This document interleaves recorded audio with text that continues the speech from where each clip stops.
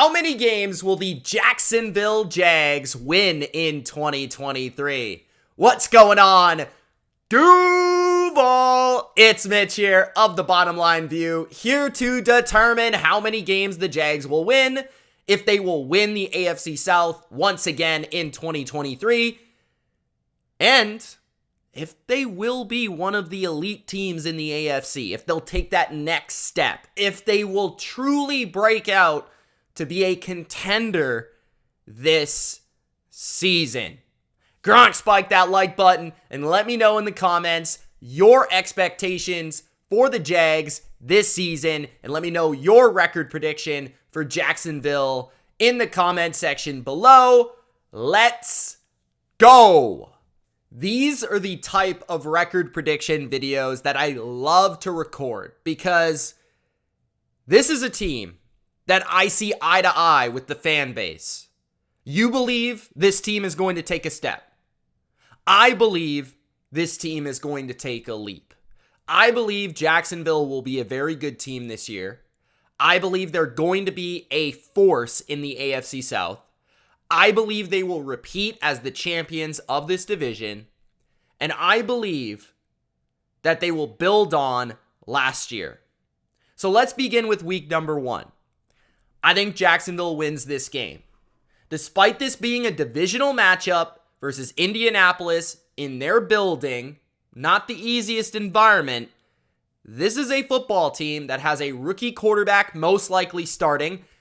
Really, I wouldn't want to see Gardner Minshew because there's a lot of revenge vibes here for Gardner Minshew if he's the starter in week 1. I'd rather see the young kid Richardson, quite honestly. And it's a rookie head coach. So there's a lot that says Jacksonville should take care of business in week number 1 with Trevor Lawrence and Doug Peterson. Significant advantages at those two major positions.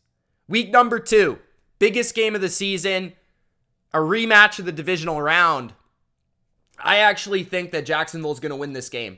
This game kind of reminds me of the 2017 matchup between the Patriots and Jacksonville, and then the year following, I believe they played in week 2 or 3, and Jacksonville ended up winning that game.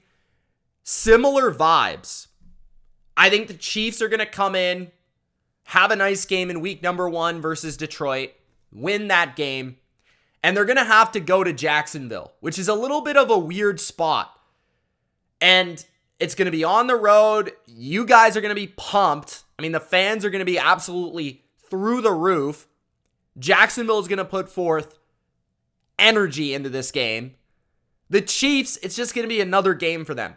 For this game, for Jacksonville, this is like the biggest game, the star next to the calendar for a revenge game.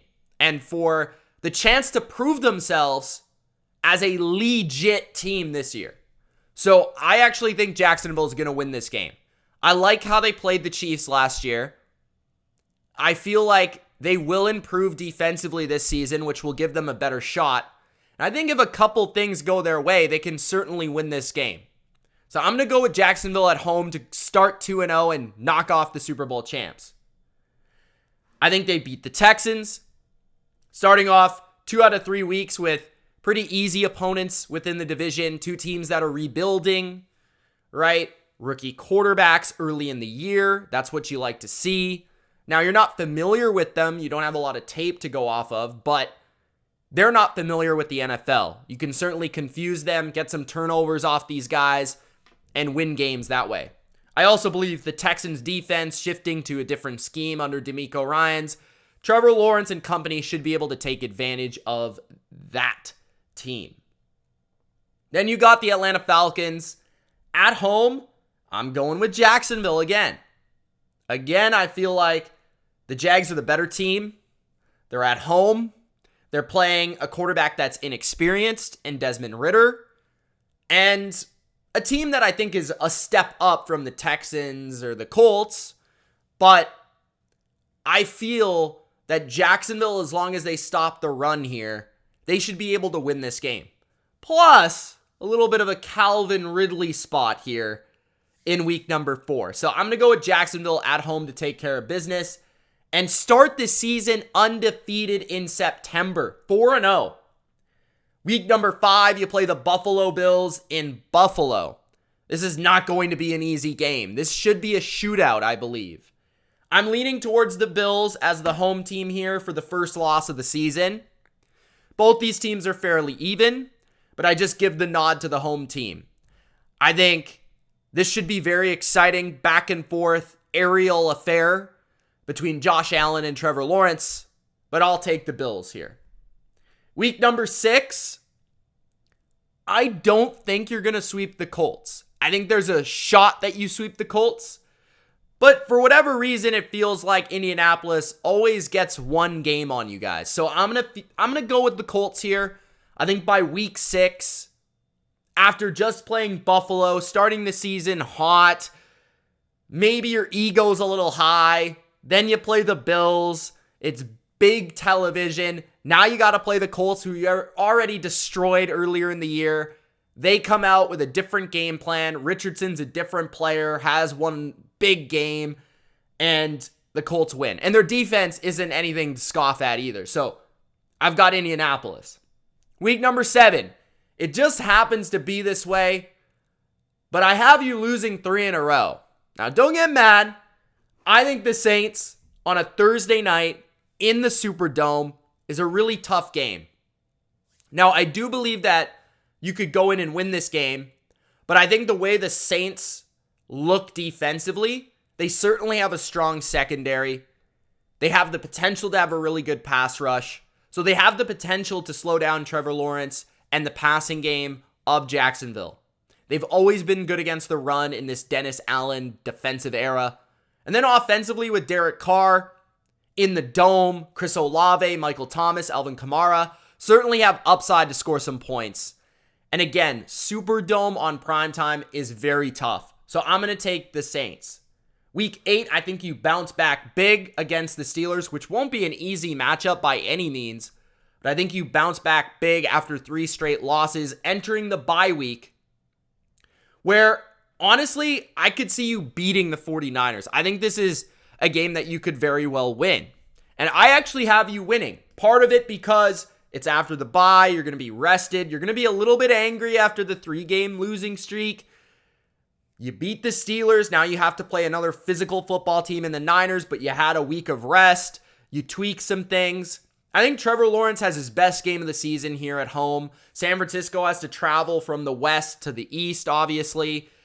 And I do think that the Niners are going to slip up a couple times this season. I think Jacksonville is one of those teams that could beat them. I think they've got an athletic front 7 that can potentially slow down the 49ers run game, put some pressure on a young Brock Purdy, and then from the offensive standpoint, I just feel like you've got enough weapons to take advantage of the Niners in the secondary, and Lawrence can make some spectacular plays under pressure to be able to capitalize and win this game.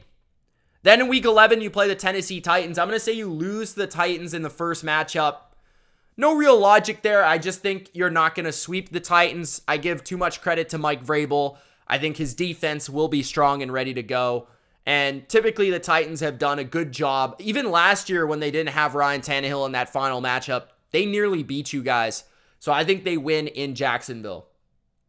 Week 12, the Houston Texans. I'm going to say that the Jacksonville Jags sweep the Houston Texans this year. This is the team I feel like in the division you should sweep. I mean, I would say you have the opportunity to sweep all of these teams because there is a significant advantage in talent, quarterback in this division for Jacksonville, but I don't think that's going to be the case. I just don't see that. I think the team that you will sweep is the Texans. Week 13, I have you dropping a game to Cincinnati. Joe Burrow, great offense, really good schematic defense that's good at game planning for big games. Cincinnati's been in these spots. This is going to be a big spot for Jacksonville. Obviously, they knocked off the Chiefs earlier in the year. I don't see them doing both. I think Cincinnati can attack your guys' secondary that I still have questions about. Ranking, I think, 28th last year against the pass. Yes, I like Campbell. That should be a great matchup versus Jamar Chase. But I think the depth of their receiving core is something that you'll have to handle, and that's going to be difficult. And like I said, I like their defense. So I got the Bengals. Week 14, you play the Cleveland Browns. This is another matchup that I think is very tough. I'm going to go with the Browns here. It's in Cleveland.